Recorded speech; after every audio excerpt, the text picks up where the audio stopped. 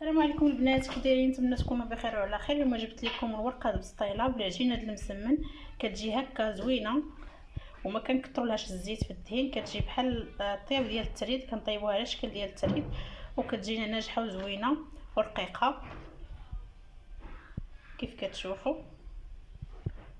على يد كتبان تحت منها.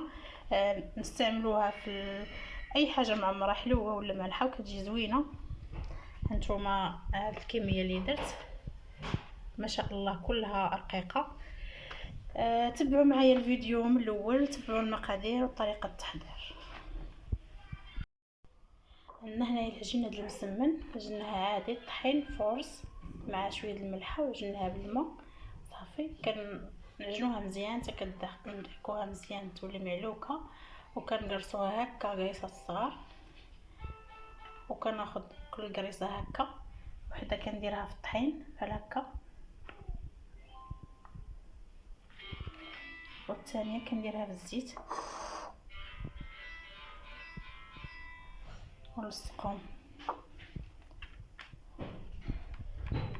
بحال هكا. نلصق هاد جوج قريصات ونحطهم هكا نفس الشيء. غنبقى غندير وحده في الطحين هكا في الطحين، والثانيه في الزيت، ونلصقهم ونستمر هكا كلها جوج. غنلصقهم مع بعضياتهم بالزيت والطحين بحال هاد الشكل.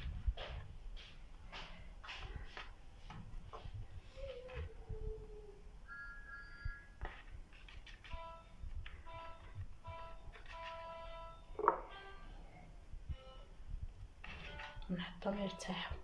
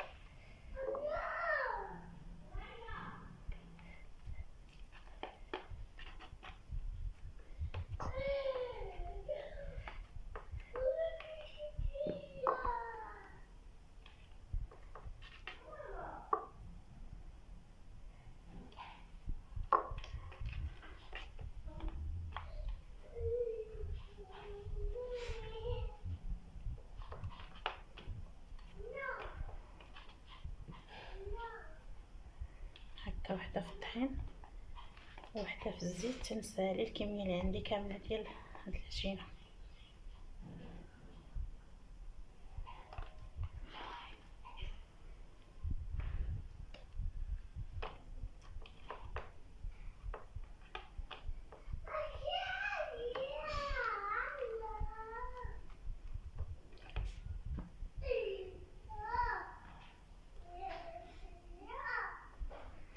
كندير المقله سخون اللي غنطيب فيها.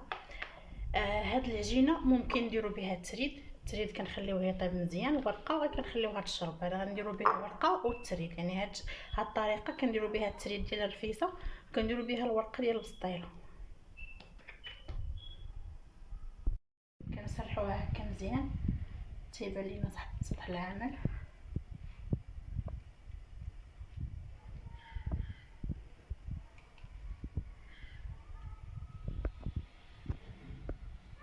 دابا غتوقع هاد الكروطه اللي قلت لك عاد نمشي نلف. نهزوها هكا بالظهر اليد وغنمشي نطيبوها.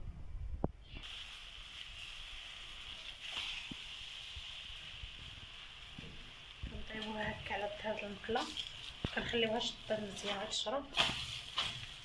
نقلبوها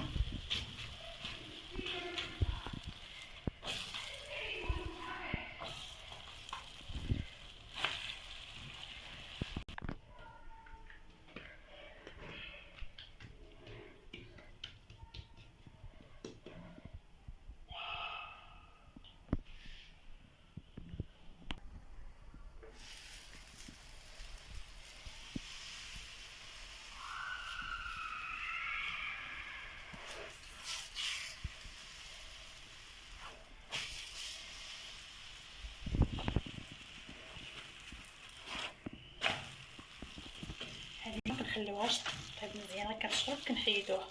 اللي غنديرو بها التريد كنخليوها طيب مزيان صافي.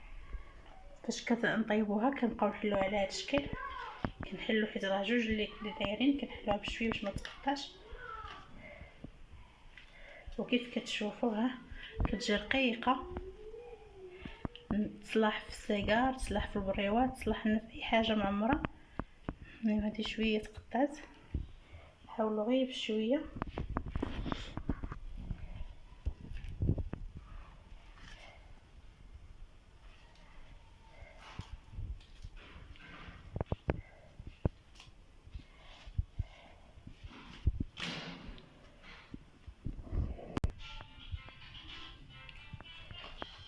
كنحلوها هكا بشويه.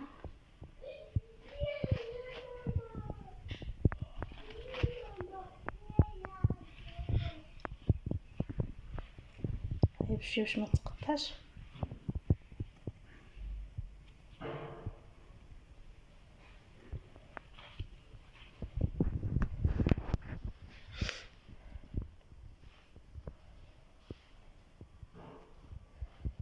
غير بشويه حتى كتمشي لنا كل وحده بوحدها.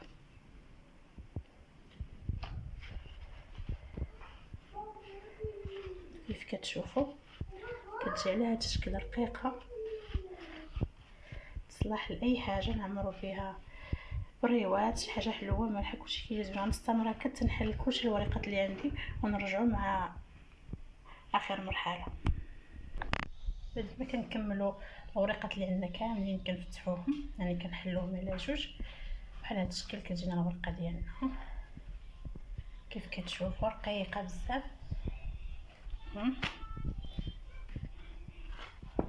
كتجي ناجحه ورقيقه وما كتحتاجش ندهنوها بالزيت لا والو، وكتبقى في الثلاجه ما كتخسر ما كيوقع ليها حتى شي حاجه. فوق ما بغيناها كنجبدوها.